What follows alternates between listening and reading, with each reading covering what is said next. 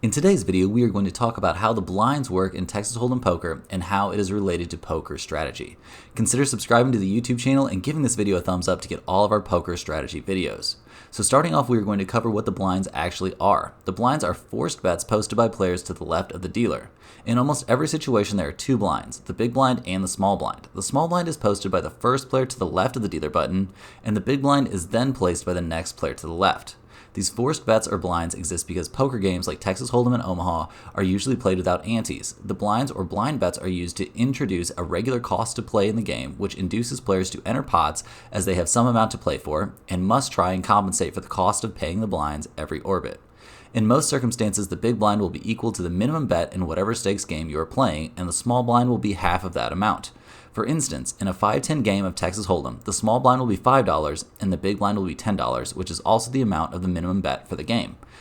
In poker tournaments, the blinds can get a little bit more complex. In tournaments, the blinds will increase per timed rounds of play, generally increasing in the range of 50% per round. This way, the blinds will eventually take up a player's entire stack if the player does not enter pots in attempts to win more chips. This system will cause tournaments to run for a reasonable and measurable amount of time and make for exciting play when players are forced, due to being short-stacked, to aggressively go all in or passively wait to pick up a premium hand. With no blinds, poker might easily become a boring game where players could simply wait for premium holdings, but with the incentive of blinds, there is reason to play a wide range of hands and still an expectation of being able to show a profit. Once you get used to the process of posting blinds, it will feel much less complicated and simply become part of the flow of the game. Now that we have explained in theory what the blinds are, let's look at an example. You sit down at your local poker game, whether it's in a fancy casino or in your best friend's basement. No need to be nervous, you know the game you're about to play is $1, $2 Texas Hold'em. You get your seat and see the dealer button is in front of the player, one seat to your right. Having watched this video, you can confidently put out $1 in front of you, knowing that will be the amount of the small blind which you are obligated to pay given your position as the first player to the left of the button. Now that we have covered what the blinds are, we can go into some simple strategy for how to play when you are in the blinds.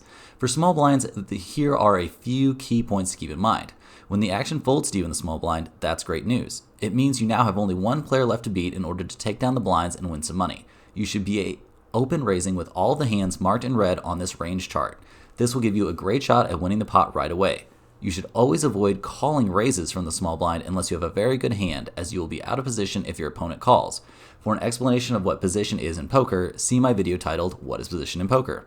A great tip for when you are in the small blind is to simply watch the player in the big blind as he looks at his cards to see if he will telegraph what he is about to do. You can often tell by gauging the big blind player's level of interest in what is going on in the hand, whether or not he has cards he wants to play, or if he is simply looking to fold and move on to the next hand. Let's recap what we learned about how to play in the small blind. Raise it up when the action folds to you in the small blind to try and win the pot by making your only remaining opponent fold before you even have to see a flop. Avoid calling raises from the small blind without a very good hand, so that way you don't have to play out of position with a bad hand. Watch the big blind closely to see if he is showing clear signs of being ready to surrender his hand and let you take down the pot without a fight.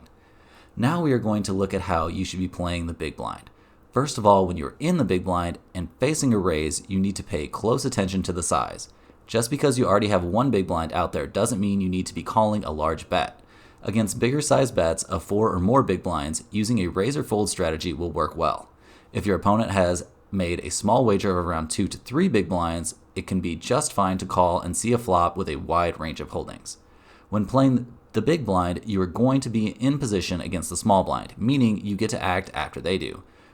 From seeing that the player in the small blind is incentivized to raise you with a wide range of hands, you know that you can call or re-raise to defend your big blind with an equally wide range to counter their strategy. That's going to wrap up this video, guys. Thanks for stopping on in. Consider subscribing for more, and we hope to see you back here for future poker strategy videos.